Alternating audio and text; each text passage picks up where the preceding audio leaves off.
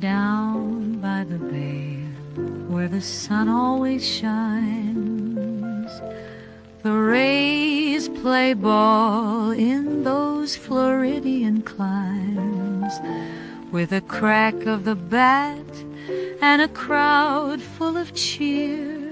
They're the heart of the town, that much is clear. In Tropicana Field, where dreams come alive, the Rays play ball and those Floridian prize. Their fans raise a roar as they take on the field. Every game is a story, legends revealed. Oh, the Tampa Bay Rays, they steal the show with every pitch, every throw. From morning to night, under skies so blue, we're singing for you, oh Rays, it's true. With a lineup precise, they twirl and they spin. Their plays are so smooth, where to begin? From the first inning's thrill to the final score, the heart of the Bay, and we couldn't ask for more. Through the highs and the lows, they give it their best. Every player's determined, tougher than the rest. In sun or in rain, they light up the game, and they leave on our lips just one name. Oh, the Tampa Bay Rays, they steal the show with every pitch, every throw. From morning to night, under skies so blue, we're singing for you, oh Rays, it's true. Do do do do do do do do.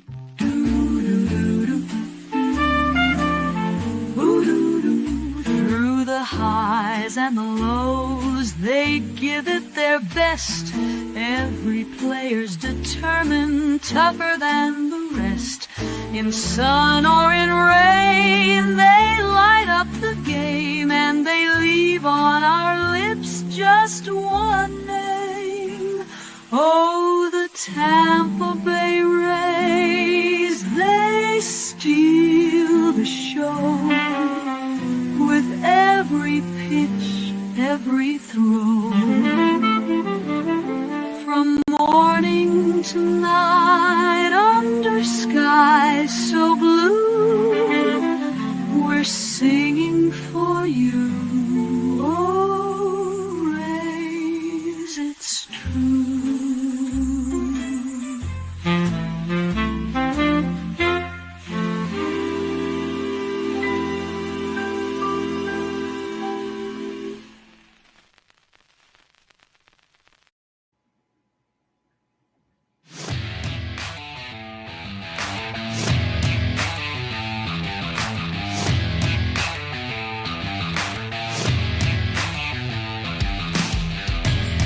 And now, you're tuned into RBLR, the home of Tampa Bay's Reveler Sports. This is the RBLR Rays podcast. I'm your host, Zach Dobb, along with my co-host, Pat Davenport. Pat, happy Shane McClanahan Day to all who celebrate. The most wonderful time of the year, something that feels like it should be a celebrated national holiday for sure, but soon it will just become part of our weekly schedule. Every 5 days is going to be Sugar Shane Bump Day, but it all starts right here with his first appearance of spring training. First time we've seen him since mid-2023. It's very exciting. I'm so excited. And yet, we need to address that there is no spring training game on TV today. And you got to be there. Watch him. You got to be there. If you're going to be there and see Shane pitch, I would appreciate it if you guys would come back to us as well as maybe liking and subscribing if you're enjoying the show, and tell us how he looked in person, because we're not going to be able to see him. It's a huge shame. I guess unless you play the Yankees and the Red Sox pretty much, and maybe the Dodgers in spring training, you're kind of on your own. You just got to hope that maybe one of them gets picked up. That's where we are right now. And where we also are right now is here with all of you. Thank you all for coming in and joining us. We're going to talk outfield, catcher, DH, position groups, who we think are going to be the impactful players there. Jam-packed show, talk about spring training, what we've seen so far, the things we liked, things we maybe didn't like. We got all of it for you, and really hope you enjoy. If you do enjoy and you want to see us again, and we continue to break down, we're going to break down relief pitchers next week. Do us a huge favor and drop a subscribe or a follow on social media. That'll let you know when we're coming back to you live. But we're going to get right into it right now, and we're going to start with talking about the week that was in spring training. Pat, what was the thing that stuck out to you the most? I mean, obviously, there's a lot of the results don't really matter, but what was the thing that stuck out to you the most watching the last week of spring training? Well, obviously, the first thing we got to address is we are currently about a quarter of the way through the spring training schedule, and we're currently sitting second from the bottom of the Grapefruit League standings. It's terrible. Can't believe it. These things are always indicative of how the season is going to go, and we should just pack it up right now with two games under 500. Trade everybody. Trade them all. Shut the team. Cancel the team. But in reality, there's been loads of real fun storylines to follow in this first week of spring training. I think the one I want to address first is kind of maybe my favorite headline, which has been Chandler Simpson winning the hearts and minds of all Rays baseball fans. And I think it's important that we bring him up because we are talking about the outfield mix today as our main event topic. And I think when we last mentioned Chandler Simpson, we gave him a cursory nod as someone that will try and fight for a spot in the outfield coming into the 2025 season. And he has turned a lot of heads here early. I mean, he's been getting on base now at an outrageous clip. I think routine ground balls are no longer routine, and he is stealing a lot of bases. But I think perhaps the biggest step for Chandler Simpson is he has been flashing the glove out there in the outfield. Most prospect projection systems rate him as kind of like 50 grade outfielder. Like he's fine, but the amount of ground he was covering to get to some of those balls is something only he can do with that speed. And if he continues to get reps out there and improves his routing a little bit, then, oh my goodness, we might have something special. A bit of an old school type leadoff hitter prototype right there. And I mean, there's a name that's right there in my mind. I'm not going to say it because that's not fair to him. Not going to say it, but I think we're all thinking it a little bit of where this guy comes to. Not going to say it yet. We'll let him do something in the majors first before we say it, but it's there. It's in our heads. And the thing that has been so fun about this is Simpson clearly knows I'm kind of on the outside looking in right now. I'm really close. And through social media and just through his play on the field, he is making it known I want to force the Rays' hand. I want them to have to make a really hard decision at the end of spring training, whether to put me on or off the roster. And he is showing right now everything we've talked about with him, the kind of value he can provide to a team, where the kind of pressure that he puts on the pitching staff and the defense the second he steps in the batter's box. That's the kind of stuff that is real value, and it doesn't always show up on the stat sheet immediately. But when a pitcher knows if this guy is on base, I've got to deal with him, even if he just gets on with a single or a fielder's choice or something, I've got to deal with a runner in scoring position probably. All that stuff that's going to get into a pitcher's head, that's all there with him. That's all that he can provide. It's hard for me to not think about him at the top or potentially the bottom of a lineup. Like, can you imagine a lineup where Chandler Simpson is your 9-hole guy and Yandy Diaz is your 1-hole guy? Chandler gets on with a single, steals a couple bases, then Yandy pokes one out there and it's a run. And that's your 9-hole to your 1. So, like, those are the things that I'm thinking about now. And I love that Chandler Simpson is taking this opportunity and saying, I am going to make them put me in AAA, and they're going to have to really think about it. It's been so much fun to watch. It's been one of maybe the biggest storyline of Rays spring training. Yeah, he's so fun. I think something that you can't take for granted is infielders, when they're fielding ground balls, kind of have an internal clock that they run with. And they go, right, if I take the ball, maybe I have a time to tap the glove, throw. As long as this all happens within, let's say, like 2.8 seconds, then we're fine. Like, I can get most runners out. Chandler Simpson disrupts that internal clock. You can't go through your regular motions as a fielder when Chandler Simpson is gunning it down the first baseline. You've got to like change how you do your fielding to get the ball released in time. And if you're disrupting a motion that's been practiced a million times, your chance of creating the fielder to make an error goes way up. Yep. So it's all these intangibles that like kind of limit breaking speed can bring. He seems to have the bat to ball skills to put the ball in play enough to, activate that speed. Because if he's striking out, the speed becomes a non-factor. And if he's hitting balls in the air too much, the speed becomes a non-factor.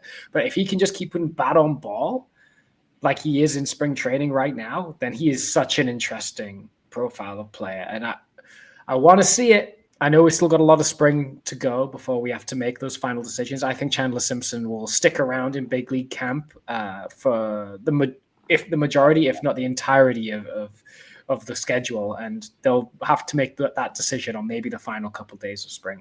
Yeah, and he's making to make that decision. And the other player that is also in the same boat of really is going to start to make it a tough decision for the Rays is Curtis Mead, a guy who we talked about last week. And I'll say for myself, I did not have him on the roster, and I still might not. But to be honest, he's making it really hard to say that because he is hitting the cover off the baseball in spring training. And again, it's spring training. Take results with a grain of salt.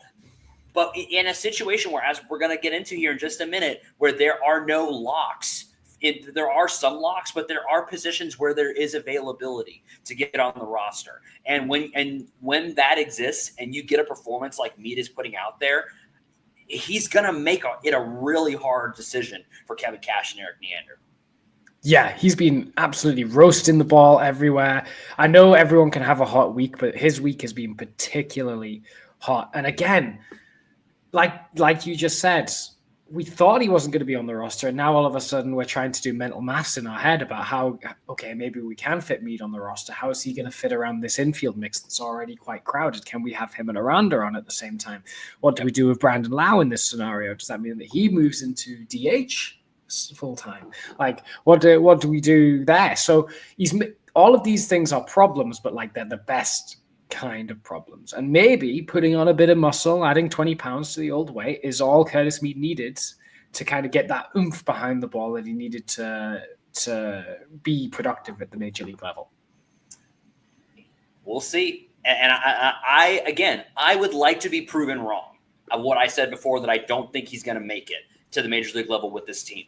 I want to be proven wrong because there's a version of Curtis Mead that I have thought was going to appear where he is just a doubles machine and hits a couple home runs here and there, but he's just popping doubles constantly. If that version of Curtis Mead can appear at the major league level, that is we talk about all the time, like raising and lowering floor and ceiling. That is a floor raiser for the Rays. If you've got a guy who's maybe going to be on your bench, or a guy that is giving Brandon Lau days off his feet at second base, who can provide that kind of offensive production. Before we move on to our player previews for outfield, center, and DH, is there anything you've seen so far in spring training that you don't like?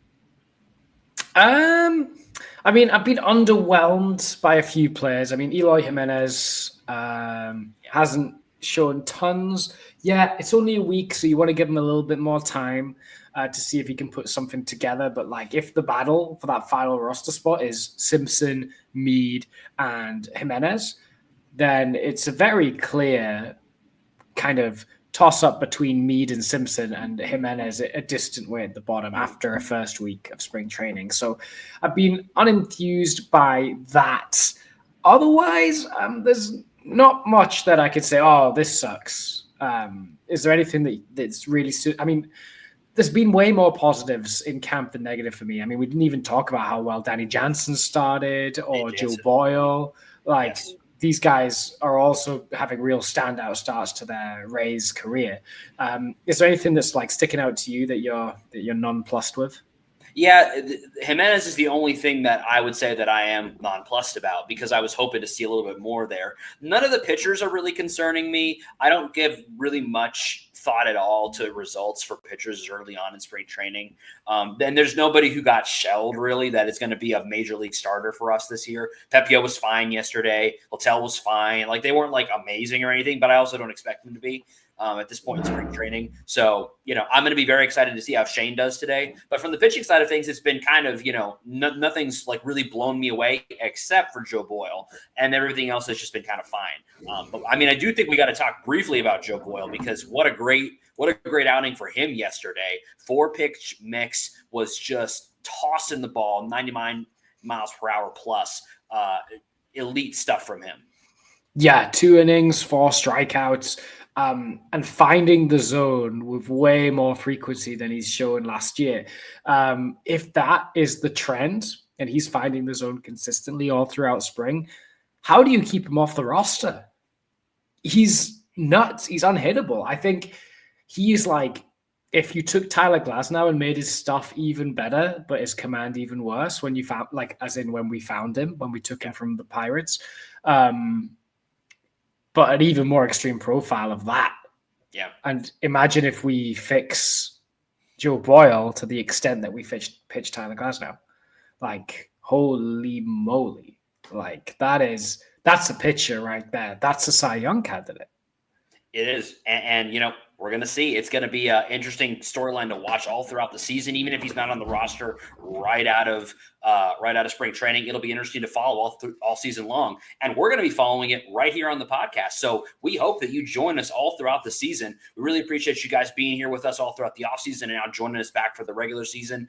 If you would do us a huge favor, if you've enjoyed our offseason coverage, if you are enjoying what we're doing so far, and you've been watching us for a while and you haven't subscribed yet, you haven't followed us yet, do us a huge favor. It means a lot to us, helps us out. It's free. We want to keep bringing you this show, and it means so much to us if you would just give us a like, drop us a follow, drop us a subscribe, so that we know you're enjoying and that when we go live, because we're going to be going live all season long.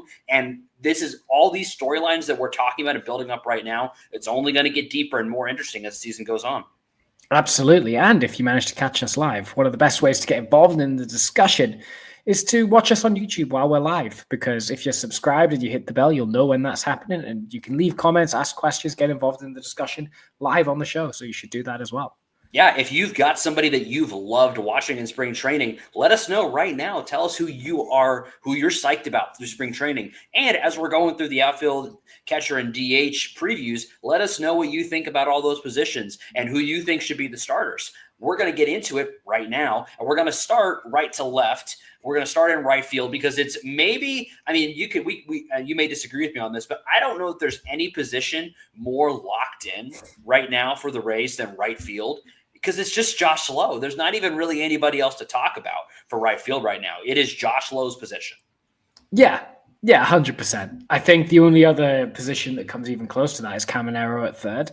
But other than that, yeah, Josh Lowe is going to be the right fielder, obviously coming off a down year in 2024 where he started the season injured and was kind of slow coming out of the box. Had some moments where he was looking like he was coming back to form, but never quite fully got there. His walk percentage was up on his 2023, where he was playing at an all-star quality pace in 2024.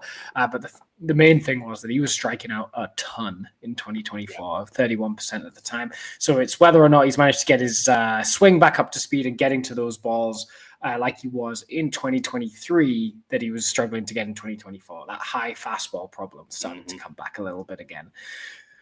So, and you would like to say that Josh Lowe, when he's on, is an all-star quality player. I would say he's like, if you diluted Kyle Tucker a smidge, you're kind of where Josh Lowe is.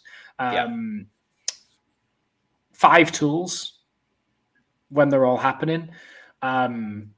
Yeah, I mean, it's just the problem is he's had 2 underwhelming stints in the big leagues and 1 really good one, which ones are the mirage for Josh Lowe. And this is a big prove it year for him, or at least in my eyes. Yeah, and I think when you look at the under the hood things with him, I'm going to chalk a lot of his inability to kind of replicate his performance against the fastball last season up to the oblique injury. You just hear about anytime you've ever heard pro athletes and especially baseball players talk about an oblique, it's just so hard to recover from. It just kind of nags all season, even when you're recovered and playing. I just feel like that was a huge factor in him not being able to perform at the level that he did in 2023.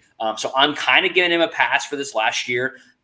There's nothing that in his game so far that makes me think that he's not going to be able to provide that kind of 2.53 F4 type player. He has all the tools. He can be a 2020 guy. Absolutely. I think the question, if we're talking about expectations for him, the ceiling for him, maybe you disagree, but I think the ceiling for him is, can he get to 30-30, maybe even 30-40?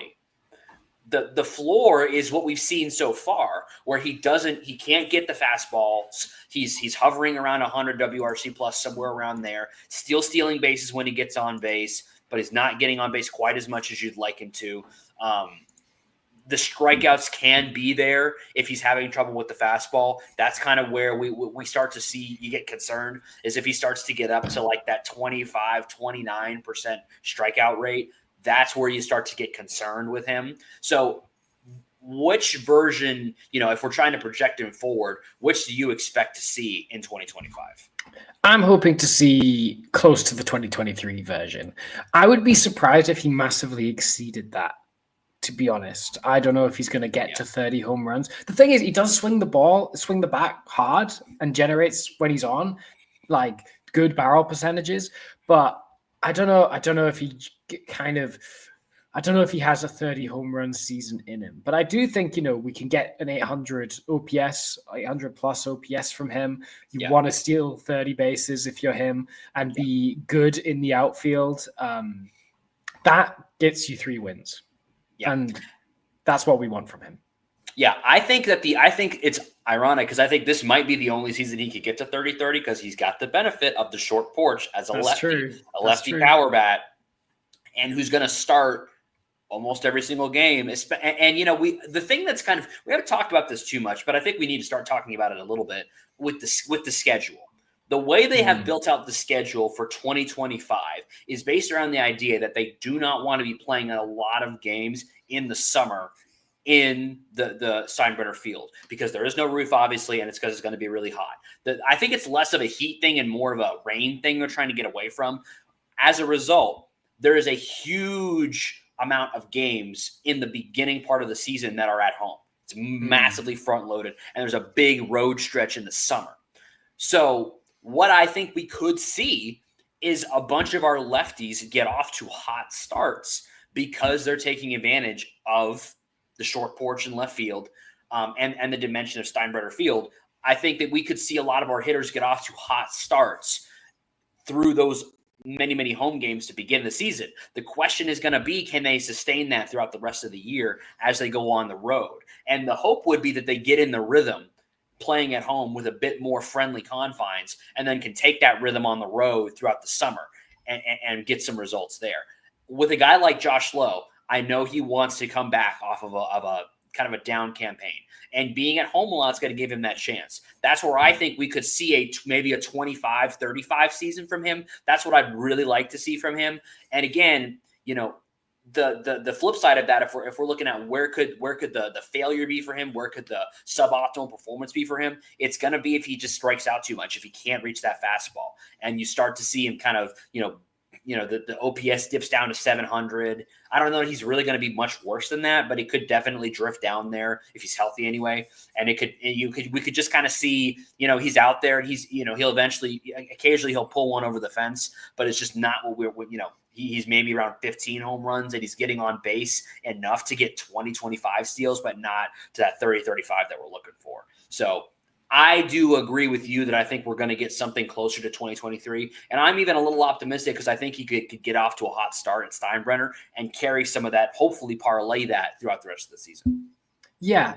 If Josh Lowe, I think a good way to summarize it is a flaw for him looks a bit like his 2024 season. Yeah. But if Josh Lowe puts up another season like his 2024 season and he's healthy, what do you suspect the plan is in right field following that in 2025? Is that Josh Lowe's time is up and we have to figure out another option, or do you think there's still anything left in the chamber if he has a full healthy campaign but doesn't produce the results in 25? The thing that I think will be, because in concert with Josh Lowe's season, we're also going to be looking at like a Christopher Morel, his season. I don't know that I'd want to put him in right field, but like that's where my mind goes. If he has another bad season, or for his standards bad season, I don't know that it's immediately abandoned ship on him. He's a first round pick. He's not a guy that we just want to give up on. I don't think they're going to just give up on him, but I do think you'll start to see maybe he doesn't start every day. Maybe Morel's getting some starts there. Maybe Simpson's getting some starts there. There's a lot. There are guys in the Rays system, outfielders that will eventually affect the major league roster. There's nobody right now that I'm like psyched about. Like, man, like the opportunity is there. Let's get this guy in there. It's like Tristan Peters, Jake Mangum, Cameron Meisner. They're okay. They're fine. I think that where it starts to change, and if we get through another season, is Aiden Smith ready to affect the major league roster? Probably not, but I don't know. Obviously, Braylor Guerrero, if you haven't heard his name yet, you're going to want to learn it. The kid is a freak of nature. 17 years old last season, hitting to like a 155 WRC plus. You're going to want to learn the name. He's another guy that will eventually affect the outfield. But I kind of think that Josh Lowe is going to get the chance to earn the spot, not just this year, but next year too. But I do think if we get to 2027 and he hasn't been able to replicate his 2023 form, that's where you start to say, well, maybe it's time for the young guys to come up and maybe really lock in that spot along with a Chandler Simpson. Yeah. Braylor Guerrero is number 10 on Fangraphs, his most recent top 56. I don't know why it's 56, but 56 Rays prospects. So he's a big deal, but they do put his ETA at 2029. So we might need to hold off a second on him. But we gotta be careful around it. Like I said, I think this is a big make or break for him if he wants to be a regular right fielder for the Rays going forward. There was a point, I think, after 2023 where we said, hey, is this guy an extension candidate? Yeah, absolutely. Is 2025 will be the decision, I think, on whether he's an extension candidate or not. Or, alternatively, last point on Josh Lowe, he has had a couple of injuries here and there.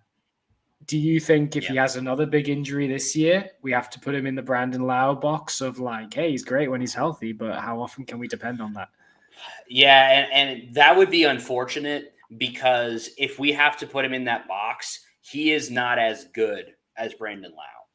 If he ends up in that box, that would be unfortunate. If he had another serious injury and you get the sense that it's going to be an issue with him long term. An oblique is such a funny injury. I would be surprised if he has another injury like that. I don't expect that to happen. It could. But if he does get injured again, he unfortunately does not have the pedigree of performance that Brandon Lau has had to kind of buy him, that roster spot. He doesn't have a 40 home run, down ballot MVP vote campaign on his legacy to be able to stay on a roster if he's having injury troubles. Yeah. So overall confidence in right field position out of 10.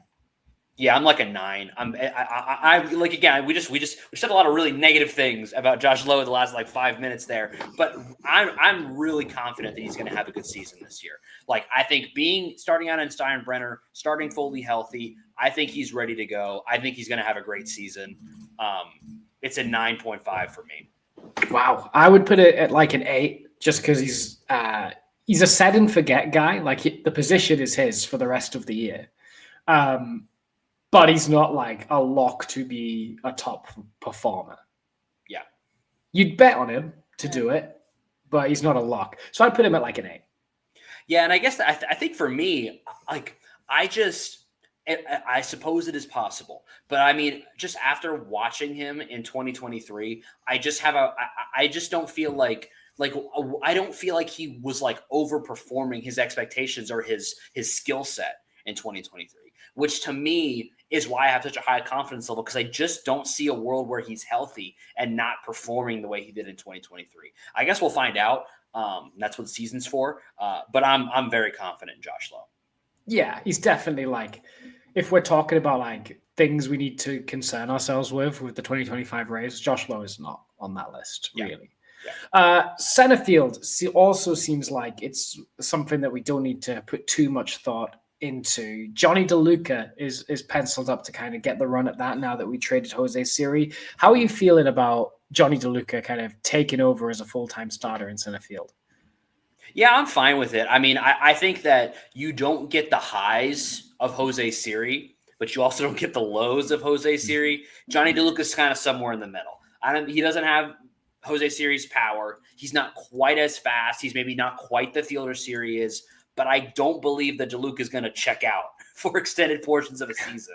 And so, at the end of the day, as much as we loved watching Siri, he clearly just was not right for the team. So I'm pretty fine with DeLuca starting the whole season there. What I'm looking for from him is, obviously he had some injuries last year. I really want to see him get to right around 100 WRC plus league average bat, because that's kind of all I need from him. I don't need him to be a world beater at center field. We've got enough positions where there's guys with high upside from an offense standpoint. I don't necessarily need him to light the world on fire offensively.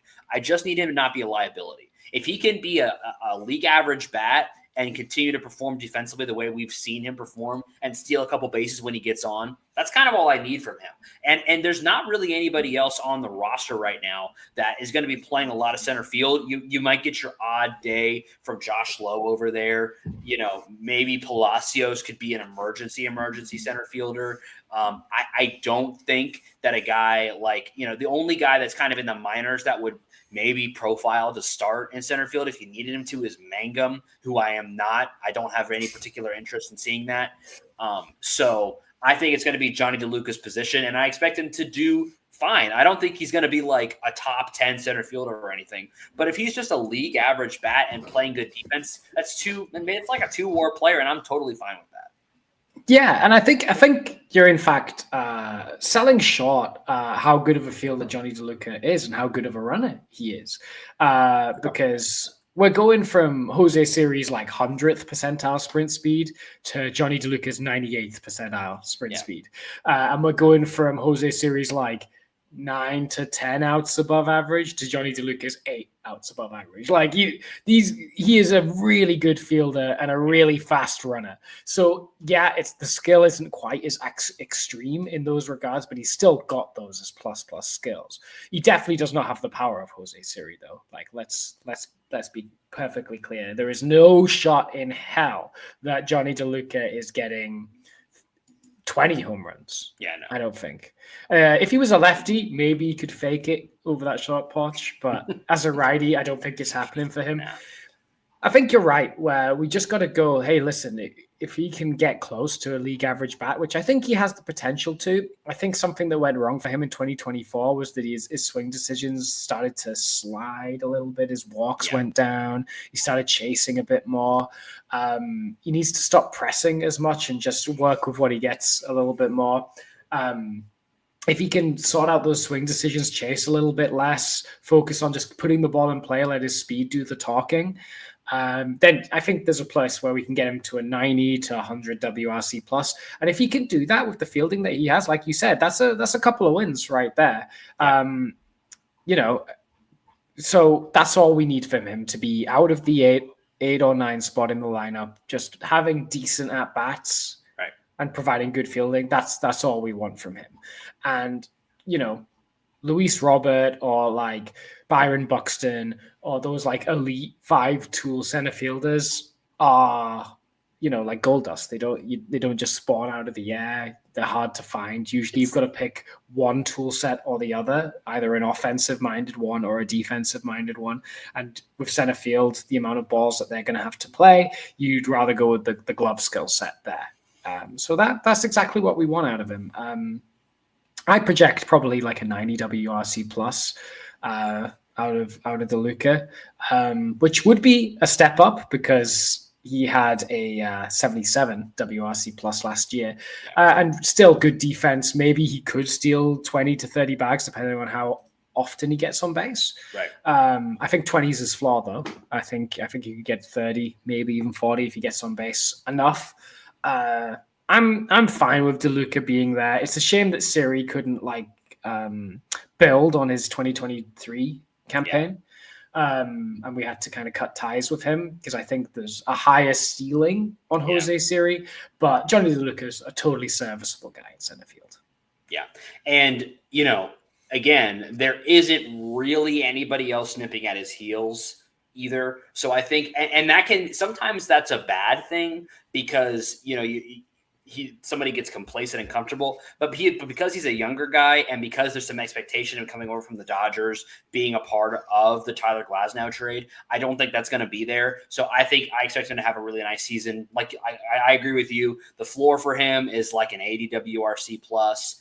And he's, or maybe I would say a bad season for him is like a 75 to 80 WRC plus with the good defense and maybe 15 to 20 steals. I expect something closer to a 95 to 100 WRC plus, knocking on the door of 30 steals. Not going to put up power numbers, but definitely going to be holding it down in center and not a position I'm going to have to feel like I'm worried about. No, again, he's set and forget. Again, don't expect him to hit in the top half of the order unless Kevin Cash is feeling frisky on a particular day and bats him too, because he did that with Taylor Walls a couple of times where he just bats him lead off or whatever.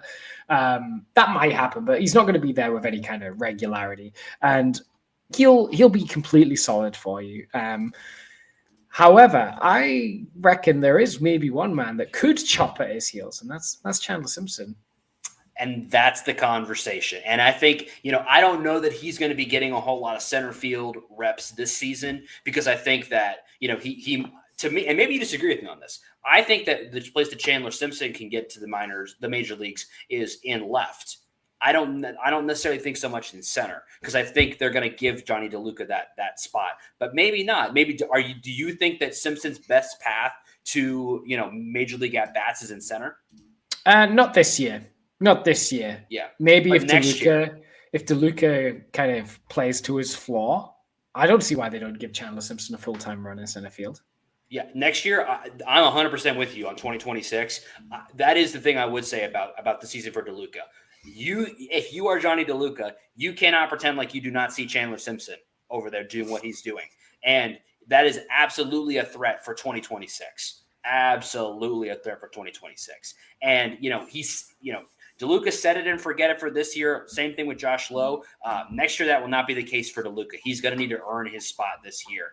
If he wants to continue to be the set it and forget it center fielder, he's going to need to have a good performance. And if you out there are looking for a wardrobe that you can set and forget, I have a really simple solution for you at shop.rblrsports.com, where you can get all the best merchandise inspired by your favorite Tampa Bay Rays or Tampa Bay sports teams. I always almost say Tampa Bay Rays. The Rays are there, the Bucks are there, the Lightning are there, the Rowdies are there, the Sun are there. Shop.rblrsports.com. Get 10% off your entire order with promo code FLAPPY, FLAPPY, 10% off with promo code FLAPPY, shop.rblrsports.com. What better way to celebrate St. David's Day than to get some RBLR Sports merchandise? Shout out to all our Welsh listeners or people who have Welsh family in the RBLR community. Celebrate St. David's Day the best way with some RBLR Sports merch. Do you have any Welsh connections?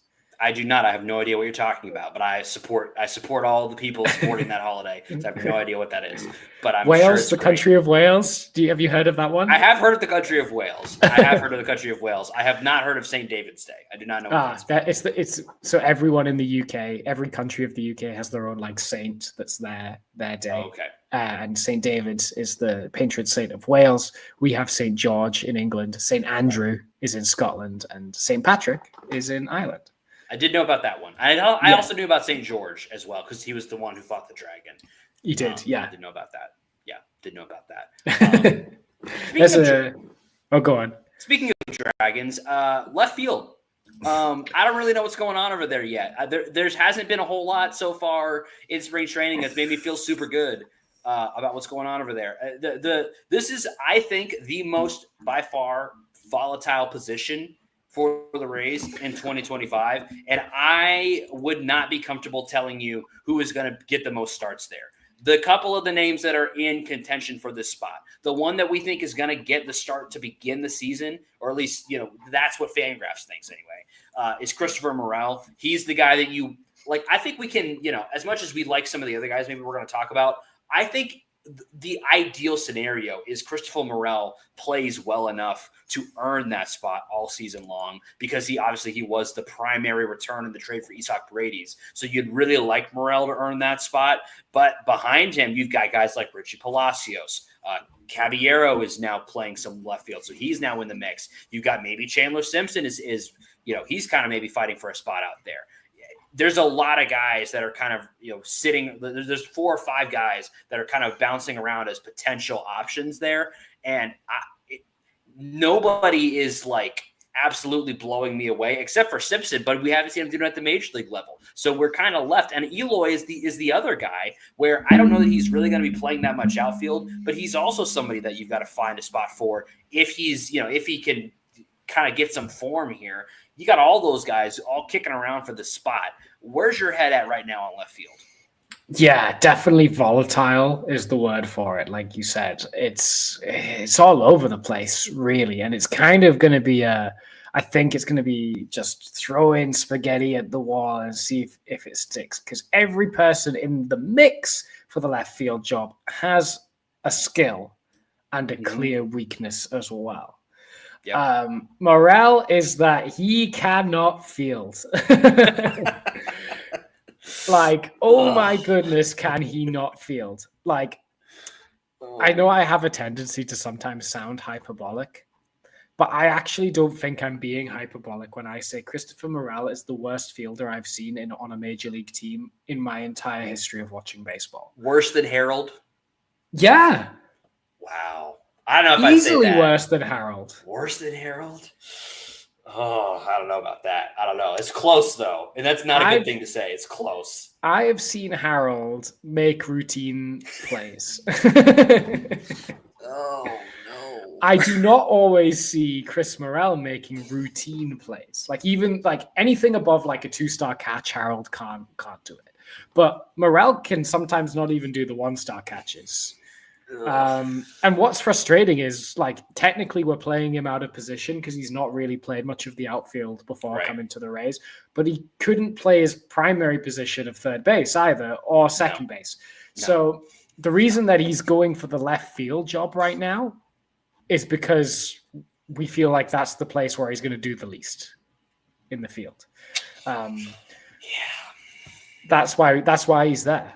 Like, otherwise, he would have probably played more third base when we acquired him at the deadline, because Caminero wasn't up at that point. But we were like, no, we can't. Absolutely not. We'd rather Sabby be out there at third than. Yeah. So why is Morel even under consideration when he put up negative 0.8 FWAR in just like 40 games with the Rays? The reason he is in contention and probably the favorite to land the left field job is because there is a lot of potential in his bat. He swings the bat super hard, has tons of raw power in there, has the potential to be a 35 home run guy if he can hit the ball enough, because he does have a lot of swing and miss in his game at the moment. Hit a lot of ground balls as well. The Rays are hoping that he just had an uncharacteristic, awful spell in the immediate time that he had with the Rays. And they have liked him for a while. When they were trading Glasnow, there were discussions with the Cubs at the time that centered around Glasnow for Morel plus others. They like this guy. And it's very rare that the Rays are this keen on acquiring a guy and the person is straight out bad. Yeah. So they're hoping that we have seen the worst of Christopher Morel already, and that he will tap into that power potential that he has and put up 30 home runs with like a 240 to 250 batting average. That's what they're looking for Chris Morel. And that when he's in left field, there's loads of lefties in the lineup. A buzzword that gets thrown around a lot, like when you look at a team kind of going into a season, is X factor. There's a couple guys that could fit that bill. The reason why I think Morel is kind of the X factor is because the variance of his performance is so wild. There's like he could be anywhere from like not starting and like either DFA'd or like or something. I don't know if he has options or not. Do you have options? No, he does not. So we'd have to DFA him if he wasn't like that could happen. Or he could hit 30 home runs and be an all-star. Like that's the variance. So that's what we're talking about. Now, I think the realistic likelihood is not that he's going to get DFA'd. I don't think it's going to happen. I think it's very realistic to assume he could have a very meh season and hit 15 home runs. That could absolutely happen. Or he could be pretty good and hit like 20, 25 home runs. And we look at it and we say, well, he wasn't, he's not playing to his potential fully, but he's pretty good. And I think that's kind of what we're hoping for is because I would love for him to be like this elite power guy and he's hitting 30 home runs and he's getting, he's an all-star type of guy and he just locks down left field. I think the more realistic thing from him, because I do think when you look at he was hitting the ball on the ground a little bit too much and he was striking out a little bit too much. I'm hoping but the thing about it is a lot of those numbers do not line up with his previous seasons. Like a lot of them were an aberration from his previous performance. So I expect him to bounce back there and start to provide the kind of value offensively that we had been expecting. But he really does need to be hitting to like a 115, 120 WRC plus because otherwise he's just so bad. Where then you start to think, well, does he have to? Because if he's hitting well enough, but he's fielding that bad, does he have to go to DH? And we're going to talk about DH next, and that's just as murky. Looking at DH, and there's a lot, even more guys that are fighting for that spot. So you really need him to figure out how to play just like slightly below average left field and just hope that nobody hits it over there or hope that like Junior Caminero grows like 3 or 4 inches and can just kind of grab him out of the air or whatever. Yeah. It doesn't get over there to him. That's what you got to kind of hope for. And then just hope that 120 WRC plus performance comes from him and he's worth whatever, just you got to kind of shield your eyes when the ball goes in his direction, but he's worth it because the next inning, he's going to hit one over the fence. Yeah. I mean, like, let's be honest with ourselves. Randy Arozarena was not a good fielder, but he kind of got away with it in left field with the Rays. So can the same happen with Morel? Absolutely. Absolutely. You're right, though. He does absolutely need to put up at least like 115 WRC plus, or he's probably a net negative. Team. Randy wasn't like actively bad. Like he wasn't great. Like I don't think that I would call him a bad fielder. He was just slightly below average, maybe, or slightly average. I think that his physical tools were declining on him a little bit, but I don't think I've seen. I mean, occasionally Randy, I think, would get a little complacent and miss a ball here or there, but like I don't know that Morel is being complacent. I think he just isn't very good, like from a fielding perspective. So I really want it to work for Chris Morel, and I said this about Caminero. You're right; he's an X factor.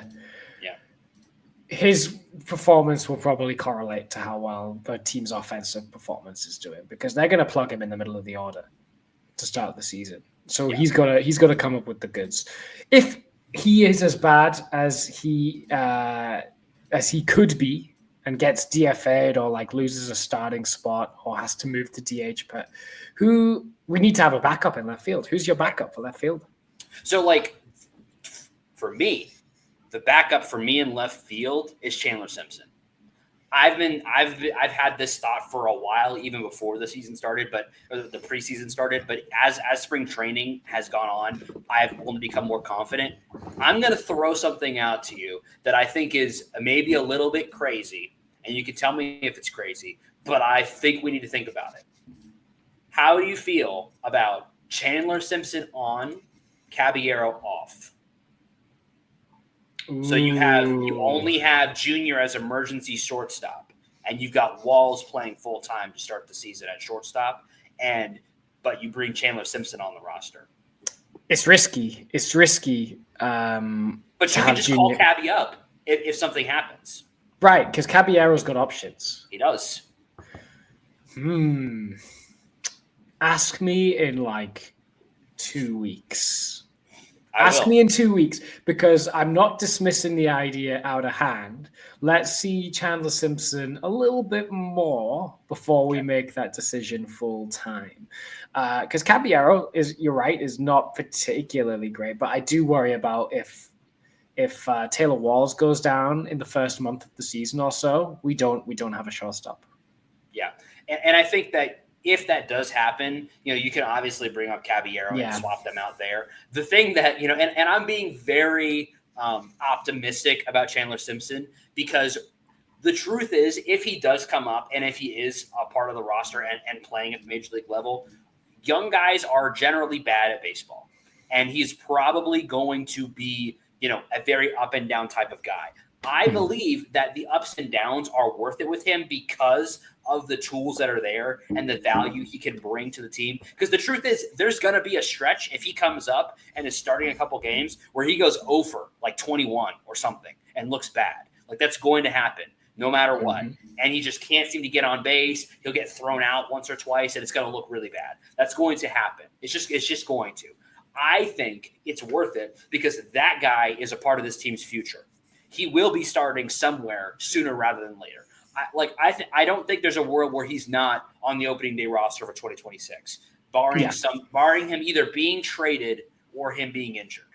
So to me, I'm okay with giving him those starts and getting him on the roster, and I'm okay with the ups and downs because I think the way that if we could get a pretty good version, a major league version of Chandler Simpson by the end of the season, that is worth the ups and downs. Because imagine having a guy like Chandler Simpson playing to his potential or close to it, even close to it in the playoffs.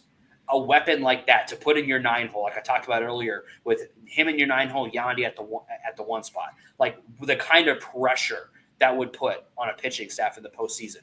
I think it's worth it. I'm taking a long view on this because I don't know that right now Chandler Simpson is better than Jose Caballero because Cabby steals bases too. He's very fast. He also gets thrown out a lot, but he also does steal bases and he does provide value there. But I think that Chandler Simpson has the ability to be you want to talk about X factor, a guy that is going to really put pressure on defenses with his skill set, and to have a guy like that get the experience he needs to be able to perform at that level in the postseason is worth running him out there and maybe getting some subpar performances, in my opinion. I don't disagree with anything that you've said necessarily. Where does Richie Palacios fit into all this then? That's where it gets tricky because I think Palacios is the other guy who is, it's going to be really hard to find consistent at bats for him. Maybe it's a platoon situation with the two of them. But it's not a platoon because they both hit left. That kind of kills my idea. It definitely could be a platoon between him and Morel. You also I guess the question with Richie Palacios is he in the same bucket as Meade and Simpson and Jimenez as, hey, your roster spot's not guaranteed, buddy. Like it's you're in that mix. I kind of think he's on the roster. I'm not really. I kind of have him penciled in. I'm not going to put him in pen quite yet, but I'm pretty close because I think he's kind of the perfect Ben Zobrist type. I don't know if he's that. He's not quite that good. I don't know if he is. I don't think he is. But he can play second. He could play first if he probably need to. He could play in the outfield. He can play all three outfield positions. He has that positional versatility. I think he deserves a spot on the roster. If I had to choose between Simpson and Palacios, I would choose Palacios as much as I love Simpson. Okay, so what's Palacios's role on this team ideally for you? So my ideal role for him is, I think that there's a world where it's a platoon or not every day starting in left field, and you've got him also as a backup second baseman to get Brandon Lau a day off his feet. He can also play second if they want to have, let's say they want to go all lefties or mostly lefties, and they want to give Yandy a day off. Let Brandon Lau, play DH. Let Aranda play first. You can maybe flip flop those or whatever, and you have a middle infield of Palacios and Aranda at first and Lau DHing. I think that's kind of his role. I don't know if he's going to get consistent starts per se, but he's kind of my first guy. He's my first guy up off the bench right now. Yeah. Okay. So he's definitely on the roster. He does have an option if you want to. But yeah, I would rather send Cabby down than Palacios for sure. Yeah. So Palacios is an interesting one. Bats left. My favorite thing about him is he walks a ton. He knows the strike zone really well. He'll give you a grindy at bat every time he takes the box. Power's not really all there, but I've got optimism for Palacios in this short porch if he gets enough playing time. I think he's never done it, but I would put money on Palacios getting to double-digit home runs this year. I think he could get to 10 or 11 very easily. Very easily. Assuming health. So, yeah, he's not spectacular as a fielder anywhere, but he's solid everywhere. Yes. Mm-hmm. He can play either corner, second base, kind of his main positions. Bats left, so he has that long side platoon. I know the Rays are against this, but I'm going to transition into the DH discussion now. It's they're connected. Yeah. Is it better? Is it a better game plan to have Palacios be the starting left fielder every day and have Morel as like a full-time DH? This is where it gets so tricky because I feel like you have to have Aranda and Yandy in most of the time. Yeah. And if Yandy's playing first, then Aranda's DHing, and vice versa. And then that's where it gets so tricky. Because to me, I think DH is like, in a way it's complicated, but in a way it's not. I feel like it's just whoever's not starting in the field between Yandy and Aranda for the most part. The other guys that are competing for the spot are Eloy, who has not impressed me so far, and Mead, who has impressed me so far. So I would put Mead above, Jimenez right now, but Mead can also play second. Right. So and that's where I think he played I think he can play the corner outfield. He can definitely play third. He can definitely play third. Yeah. Do you think Mead can play corner outfield? Could he? Maybe. I don't know I don't think they've asked him to yet. He is like, I just don't know how his routes would be. He can't be worse than Chris Morel. Yeah, I kind of agree with you, but I mean, like that. But that's where we're at because we're in this scenario where we're like, there's all these bats and there's not enough positions on the roster to get them all in there. And the truth is, somebody's going to be left holding the bag, and I just don't know who it's going to be right now. And the reason why I've always been kind of out on Mead is I kind of feel like he's the one that's going to be left holding the bag because he doesn't have the same level of positional versatility as a Palacios, who I think they are directly competing, because I don't think that he has the bat that Aranda does right now, at least. I think he might one day have that bat. He doesn't have the bat of the other starters of Yandy or Bilal. He obviously doesn't have Caminero's bat. He doesn't have the power potential of Morel. So then you're just kind of left with he's pretty good at a lot of things, and he's not great at any of them. However, his pretty good could be a 20 home run, 40 double type of guy, and you don't want that guy on the bench either. This is where it gets so hard when you're looking at these positions, because that's where, like, I would like to do exactly what you're talking about and let Morel DH and let Palacios play left. But Aranda's too good. I feel like Aranda's too good. Yeah, because if Morel going to DH means you put Palacios' bat in the lineup over Aranda, and you would never do that if it was just a bat for bat type comparison. So you're right. I think you're right, but it's so tricky to fit them all in. Right. We know who our two catchers are going to be. Yes. So let's quickly just have a brief discussion on our catchers, and then we'll try and currently project the 13 position players that are going to be on this Rays roster. Yes, we will try. I know we're coming up to an hour, but stick with us, folks. Stick with us. We're going to wrap it up here. Okay. Pretty simple. Danny Jansen, Ben Rortvedt. Danny Jansen right, Ben Rortvedt left. Danny Jansen's probably better than Ben Redford with the bat. I think like it may look like a platoon. I think Danny Jansen's going to get the majority of the starts. He's looked good so far. They brought him in and paid him as much as they paid him. He's your starting catcher. Rortvedt's the backup. They may decide on an odd day to platoon him a little bit, but I think we're going to see a lot of Danny Jansen. Yeah, 100%. Really good at blocking, not great at throwing out runners. So fielder, framer. Yeah, game calling, we'll see. Not enough sample, really. He's learning the stuff. So, like, we'll chill on the game calling for now. But, yeah, everyone, everywhere he's played, people liked him. Former Blue Jays managers have talked highly of him. Alex Cora's talked highly of him. Seems to vibe well in the clubhouse. Yeah, I'm really happy that the Rays went and got a veteran catcher that's kind of, major league plug and play, because, oh my goodness, we had a rough time of it last year with catchers. And Rortvedt, I think, is perfectly positioned as a backup catcher. I think that's his best role. Yeah, 8 out of 10 for the catcher position. Not because I think they're like Adley Rutschman level, but just like, yeah, I don't care about the catcher position. I'm like totally like, yeah, fine. That's fine. Yeah, they're going to be fine. That's about all I could say. They're going to be fine. I'm not worried about it. I was a little worried about it before they got Jansen, and I think I'm now fine. I'm not like, yeah. I'm just kind of like, it'll be fine. It'll be fine. It won't be the black hole that it was last year. It was a mess last year. It was an absolute mess last year, and I don't want to pretend it's not. Okay. Here we go. So this is how we're going to do it. I'm going to say each of the positions, and then we're going to give our starter for each position. And then after that, we have 4 bench spots. Correct. So let's start with that. Starting first baseman. Yandy Diaz. Starting second baseman. Brandon Lowe. Starting shortstop. Taylor Walls.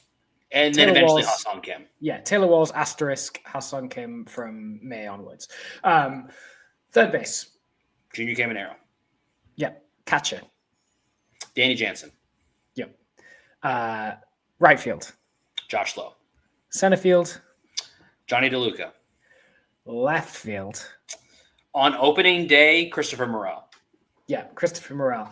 Okay, so we've said all of those guys. We have 4 spots. The way I'm going to categorize them is backup catcher, backup infielder, backup outfielder, utility man, or 26th man, we'll call him. Yep. Okay, so backup catcher. This is Rortvedt. Yep. Backup outfielder. I'm going to say Chandler Simpson. Okay, Chandler Simpson. It's Chandler Simpson for me. Okay. Then backup infielder. Palacios. Okay. That's how you're lining that up. You're going to have Palacios as the infielder. Okay. Correct. 26th man. By the way, Jonathan. DH. Jonathan Aranda for DH. DH Jonathan Aranda. Yeah, sorry. Yeah, we're on the same page there. Okay, 26th man. 26th man. It's down to Meade. It's down to Caballero. It's down to Jimenez. Yeah. Realistically, unless you're gonna come out of left field and say, I'm going with my crazy idea. I'm gonna put Meade in. He's changed my mind. I'm going with my crazy idea of no backup shortstop except for maybe Junior. Okay, my mind lines up with yours, except I'm fine with Simpson being backup outfielder. I'm going to list Caballero as my backup infielder and Palacios as the 26th man. Meade not yet there yet for me. Here's the reason why I'm doing that. Because once Ha-Seong Kim comes back, Taylor Walls bumps down. Yeah. He becomes the 26th man to me at that point. Not backup infielder Palacios was the 26th man? I know, because I think Palacios is still better than Walls. He provides more value. He's still I mean, I guess you could say, but I'm still going running with the idea that Ha-Seong Kim's starting at shortstop. Yeah. Most of the time. And so with that in mind, the reason why I'm bringing Meade up is because I want to give him a shot. I think if he keeps playing the way he's playing right now, I want to give him a shot. Like, Okay. like he is showing me what I needed to see. Like I needed to, like I said at the beginning of spring training, I need Mead to blow me away. He's blowing me away right now. Yeah, but are you not scared of no shortstops potentially? I'm not really, because if Walls gets hurt, Junior scoots over to short for the rest of the game, and Mead plays third or whatever, and then you just bring up Cabby the next day. Right. Yeah. Like and if Walls is terrible and you have to move, I'm this idea. We know Walls, like we've seen Walls be terrible when they don't move him off the position anyway. Right. Like, Yeah. and this idea that I've had, that I've thought about it a little bit. I got it kind of confirmed in our Raise group chat, talking with some of the guys there. They kind of gave me the courage to say the idea that's been bouncing around in my head of not having a backup shortstop, especially. And this is unique because you have a guy that you're confident can play the position with options. This is a unique scenario where you're not always in that spot. You don't always have a guy with options that you feel confident can play, but you do right now. So because you have a guy that you can move up and down like that, I'm gonna say, unfortunately, leave him in AAA. Okay. I guess the only other devil's advocate thing I can say is you're right if Walls gets hurt, but also that means like Walls gets no days off either. I feel like that's kind of the gig. Them's the breaks, kids. I feel like that's kind of the gig. Them's the breaks. You have 48 games, 45 games to tell us why you should be the starting shortstop and not this guy we just paid $13 million. So we're gonna run you out there every day. Figure it out. Every single day. Every single day. I'm running him out there every single day. Figure it out, kid. Ooh, Kyle Ripken did it for like 2 years. That's true. That's true. I respect it. I have nothing but respect for it. But me, the coward, I'm gonna keep. I also don't want to be convinced on Curtis Mead after a week of games. That's fair. Yeah, I'm an emotional guy. I'll be honest. I'm an emotional guy. You've also a Mead defender as well. You're a Mead defender. You've been defending Mead for a long time. Yep, and I talked about him a lot last season. I kind of there was a moment of doubt to kind of start this season and a couple episodes ago where I was kind of having my doubts about him, but like I just feel like because I just feel like he's really good. Yeah, and he deserves a chance. I don't want to ruin you having a good time over Curtis Mead. Okay. What do you think? Do you think we should do the no shortstop experiment and leave Caballero off the roster in favor of Curtis Mead based on the hot stat he's had in spring training? Do you think Chandler Simpson has done enough already to earn himself a major league roster spot? Do you think there's someone that we're totally missing? Do you think Morel should ever hold a glove in his hand again? You should let us know on the social media channels. You can let us know on X, Blue Sky, Instagram, all those good things. You can tweet us. You can send us messages. And of course, leave comments right here on the YouTube feed or wherever you're listening to this on your podcast feed. Absolutely. We're getting so close to the regular season. We can smell it. It's right there. And we're so excited to go through the whole season with you guys. Whatever nonsense is going to happen in left field, whatever weird combination is going to be in DH, we're going to get to walk through it all with you guys. We're really, really excited about it. It's going to be a fun season, guys. It's going to be a fun season. Absolutely. A really exciting season. I'm really excited for this season. And oh my God, if you thought this was a complicated mess, we're going to try and sort out the bullpen next week. Yeah. Get ready for next week, guys. We got the bullpen. Tough one. But for now, raise up. Raise up.